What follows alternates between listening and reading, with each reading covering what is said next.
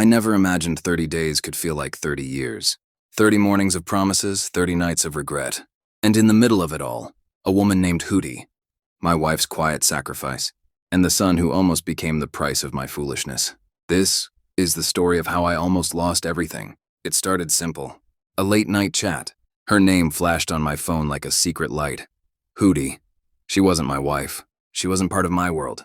But she became my escape. Every day was the same dance. Flirtation, guilt, and then deletion. I'd erase her number at night, thinking it would erase the temptation. But by sunrise, I'd save her name again. She gave me something my wife couldn't.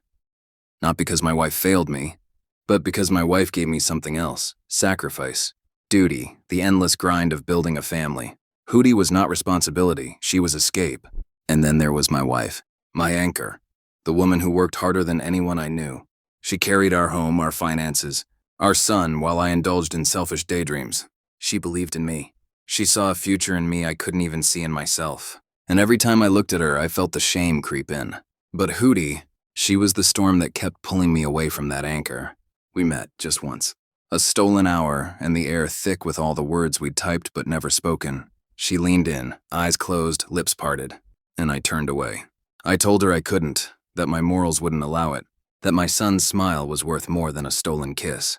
That moment broke her. She felt like a second choice, and she was right. She screamed, accused, threatened, said she'd expose me. She wanted all of me, or none. I chose none, but not with words.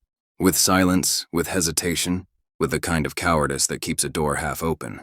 And then, the day that changed everything, my wife called, her voice trembling. Our son.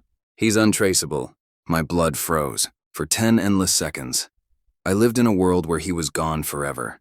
My mind whispered, this is it. This is your punishment. For every lie, every stolen moment, every time you chose Hooty over your own family. This is the cost. And then another call.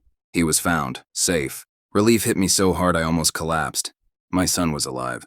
And I understood. I could not afford to play with fire anymore. Not when the stakes were everything I loved. But fate wasn't done. That same night my phone rang again. It was her. Her voice wasn't playful. Not angry. Just done. It's over, she said flatly. Don't ever call me again. I should have felt relief. This was the clean break I had prayed for. But instead all I felt was silence. The absence of her voice. The end of a dangerous comfort I had secretly loved. Her last words cut deeper than I expected. You broke my heart. That day you said you could never commit adultery. You shattered me. Every hope, every chat broken. And then she was gone. Numb, I grabbed my scooter and rode into the night. No destination. Just me and my thoughts. Halfway down a lonely road, the engine coughed and died, out of fuel. A dead scooter. The perfect metaphor for a dead fling.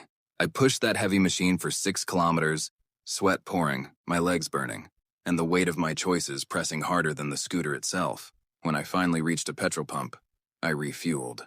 Out of habit, I checked my horoscope. It read, a brilliant day for clarity and new beginnings. I laughed, a bitter broken laugh, and then I rode home, my scooter full, my heart empty, and my son safely asleep in his bed. That was the day I chose my family over temptation. The day I realized a dead scooter was better than a dead conscience. The day Hooty said goodbye forever. Some loves are sweet, some are dangerous. But the truest love, the one worth living for, is the love of the family waiting for you at home.